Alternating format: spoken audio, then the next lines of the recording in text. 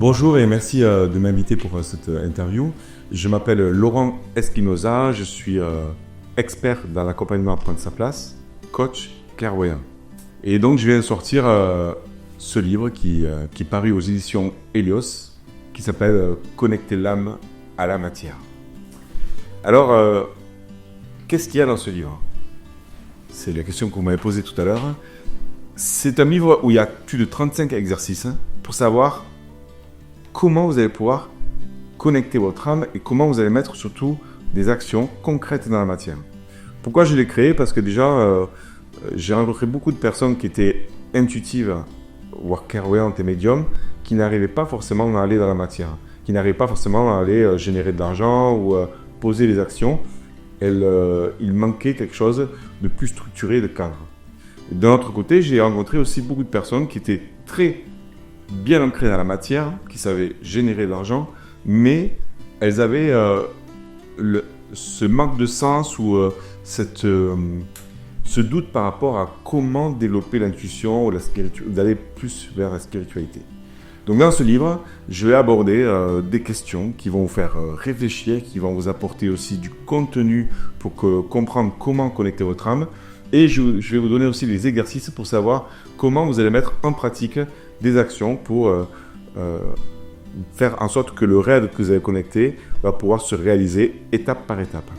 Alors c'est pas les 35 exercices à suivre à la lettre, mais c'est plutôt comment vous allez, selon votre humeur, votre personnalité, vous allez vous l'approprier. C'est ça qui est important, savoir comment vous approprier ce livre. C'est pas un énième livre qui va vous dire fais ce process-là et ça marche. Non, c'est un livre qui va vous inviter à trouver votre process. À travers les questions et les théories, vous allez trouver votre façon de faire.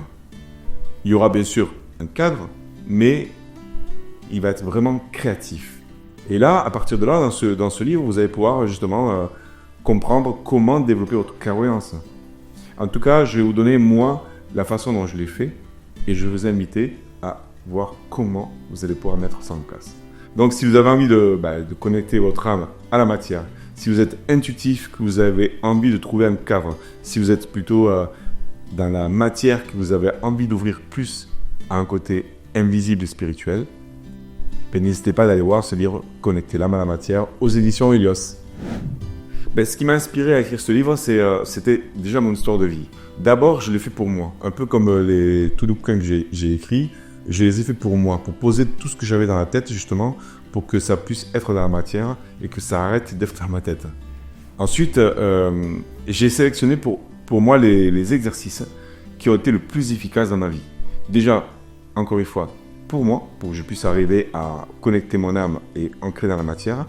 Et aussi, dans tous les coachings que j'ai fait en groupe ou en solo, en fait, j'ai vu les exercices qui marchaient le mieux.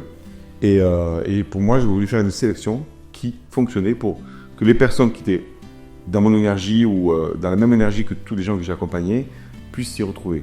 Alors, c'est quoi les personnes que j'ai accompagnées? En général, c'est des personnes qui me ressemblent, des profils assez spirituels, qui sont connectés, hyperactifs, qui ont du mal des fois à savoir comment je sélectionne un projet. Donc, j'ai fait ce livre-là parce que je me suis dit que ça pouvait aider les personnes comme moi ou qui parfois avaient beaucoup d'idées mais n'arrivaient pas forcément à mettre dans la matière. C'était mon problème pendant 10 ans de ma vie. Et comme j'ai trouvé des solutions, je vais vous apporter ces solutions-là. Et aussi, il y a des personnes qui étaient connectées, qui n'osaient pas, qui étaient dans la matière mais qui étaient connectées, qui n'osaient pas affirmer leur connexion, leur médiumnité. C'était mon cas aussi. Dans les questions que je pose, dans les exercices que je propose, ça permet d'aller plus loin pour comprendre comment fonctionne votre clairvoyance.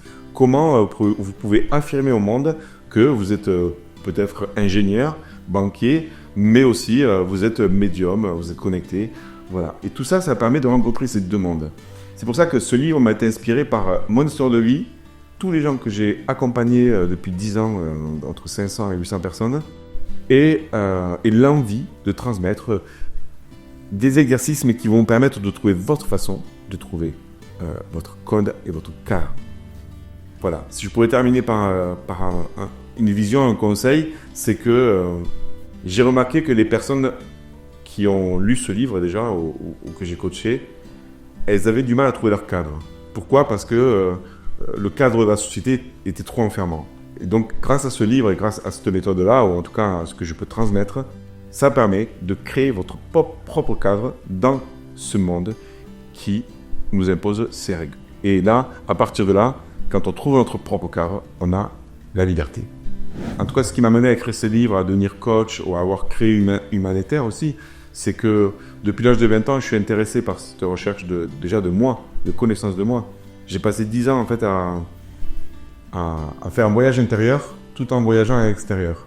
C'est de mes 20 ans à 30 ans, je me suis cherché. Et je crois que je me suis trouvé au travers de toutes ces cultures dans le voyage, que ce soit dans les Andes, à Côte d'Ivoire des Andes, que ce soit en Afrique, que ce soit en Europe aussi ou en Amérique du Sud. Enfin bon, voilà. Tout ça, c'était une recherche intérieure parce que ma place dans le monde, personnellement, je ne l'avais pas. Je ne comprenais pas en fait où les gens couraient hein, et j'ai dit mais moi ça ne m'intéresse pas, mais moi où je cours, j'en savais rien. J'avais pas de modèle. Donc du coup, j'ai dû me construire, j'ai dû garder un équilibre dans ce monde qui me paraissait complètement fou en fait et sans aucun sens pour moi. Et en même temps, je n'avais aucun repère pour dire mais oui, mais quel monde dans lequel je vais évoluer puisqu'on a quand même besoin d'argent, de faire des choses. Et moi, je m'ennuie vite en fait si on me met dans un endroit il n'y a pas de sens. Par exemple, j'ai pu faire des travaux de peinture ou quoi pour gagner de l'argent. C'était sympa parce que j'avais une bonne équipe, mais moi ce que j'aimais c'est d'avoir une équipe, mais de faire le boulot, pour moi c'était dur, ça n'avait pas de sens. Et en même temps je ne savais pas ce que je voulais faire. Donc ce cheminement de 30 ans de vie, on va dire, hein, aujourd'hui j'ai 50 ans, c'est déjà de comprendre comment j'ai pu trouver ma place dans ce monde et créer un journal comme Humanitaire, que j'ai fait à l'âge de 30 ans. Vous pouvez aller voir ma biographie parce que sinon ce serait long à raconter. Mais comment j'ai pu, la vie m'a amené à créer dans la matière, à créer une entreprise, à fonder une famille aussi, alors que pendant 10 ans, j'ai en fait, j'étais plutôt un bohémien, en fait, un artiste à chercher sa place dans ce monde.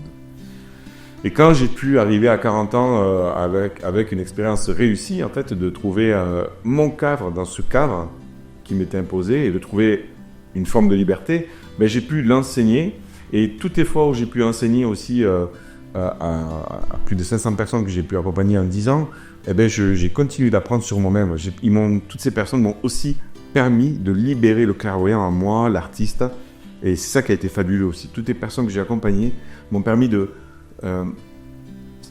valider les exercices que vous trouvez dans le livre, valider des exercices que j'ai pu tester et aussi valider le non-verbal, l'immatériel que j'ai pu aussi créer et que vous trouverez dans le livre. En fait, il y a des exercices vraiment qui sont créés, que j'ai pu créer et qui sont uniques dans ce livre pour aller vous questionner, comprendre comment vous pouvez fonctionner avec votre clairvoyance ou autre. Le premier conseil que je peux donner, c'est surtout ne pas avoir d'attente. C'est parce que dans connecter l'âme à la matière, dans un monde où en fait on apprend plein de processus justement pour se connecter à ses guides et tout ça, c'est pas exactement ce que vous allez trouver à l'intérieur. Il y aura des exercices, mais c'est surtout ça va être un cheminement personnel. Ça va être des questions à des moments qui vont vous faire réfléchir, qui vont vous faire vous observer et qui vont vous permettre de prendre des notes. Pour moi, le premier conseil, c'est de ne pas avoir d'attente. Le deuxième conseil, c'est ne pas vous mettre un objectif pour dire « je finis le livre en 6 mois ». Pour moi, c'est un livre, s'il faut, vous allez faire, et c'est déjà le cas dans les personnes que j'ai rencontrées, qui ont lu, vous allez faire peut-être les 30 pages, et puis vous allez le laisser, et 4 mois après, vous allez y revenir, parce que vous avez cheminé. Pour moi, en fait, ce livre, c'est des petites graines que vous avez plantées à chaque fois. Vous n'allez pas vous apercevoir, mais elles vont germer, elles vont pousser dans le corps, dans la pensée, dans la conscience. Et quand vous allez revenir, peut-être 3 ou 4 mois après, 6 mois ou 1 an, je ne sais pas, ben vous allez pouvoir continuer. Et vous allez pouvoir voir que vous avez cheminé avec ce que vous faites aussi à côté de votre vie. Mais ce livre vous permettra d'être un repère, un cahier, parce que vous allez pouvoir écrire dessus, vous allez pouvoir comparer peut-être comment vous étiez au début et à la fin, ou au milieu en tout cas. L'autre conseil, ce serait de pouvoir commencer là où votre intuition vous guide. C'est pas en fait un livre d'exercice où qu'il faut faire le 1, le 2, le 3, non pas du tout. Si vous voulez commencer par le dernier, commencez par le dernier. Si après vous dites « ah mais non, j'ai envie de faire le 6e », faites le 6e. C'est pas, encore une fois, c'est un livre qui ressemble à ce que j'aime dans la vie. C'est-à-dire, j'aime pas forcément qu'on me guide dans une voie là toute tracée. J'aime faire avec mon intuition. Donc il y a quand même des exercices effectivement pratiques, il y a des conseils, mais écoutez votre intuition, votre clairvoyance pour aller vers celui qui vous parle et puis mettez en pratique dès que vous pouvez. Donc tous ces 3 conseils, en tout cas, j'espère qu'ils vous permettront d'être plus à l'aise, d'être plus libre et d'arriver à des résultats dans la matière et aussi dans l'immatériel. Mes projets, mes actions en ce moment sont déjà un livre qui s'appelle « Nos pensées sont des graines qui influencent le monde ». C'est un roman initiatique qui va amener le lecteur autant aux États-Unis qu'à Rennes-le-Château, dans les Qatar, dans les pays Qatar et Templiers. Enfin, il y a plein d'histoires qui vont permettre de cheminer à l'intérieur aussi, de vous connaître mieux. Et surtout, j'ai le média Human Ether où on reçoit tous les mois des personnes inspirantes qui partagent leur parcours, leurs astuces, que ce soit dans comment s'occuper de soi, comment s'occuper de la terre, comment s'occuper des autres et comment entreprendre autrement. Et puis, dans l'année à venir, je vous réserverai une surprise avec toute une équipe. On prépare un documentaire autour de l'amour de soi et surtout accompagné d'événementiels parce que ce que j'aime et avec les personnes qui travaillent avec moi, en fait, c'est d'aller aussi en présentiel, d'aller rencontrer l'humain parce que je crois qu'aujourd'hui, ce qu'on a besoin, c'est d'humain, de se prendre dans les bras et d'ouvrir le cœur. Voilà.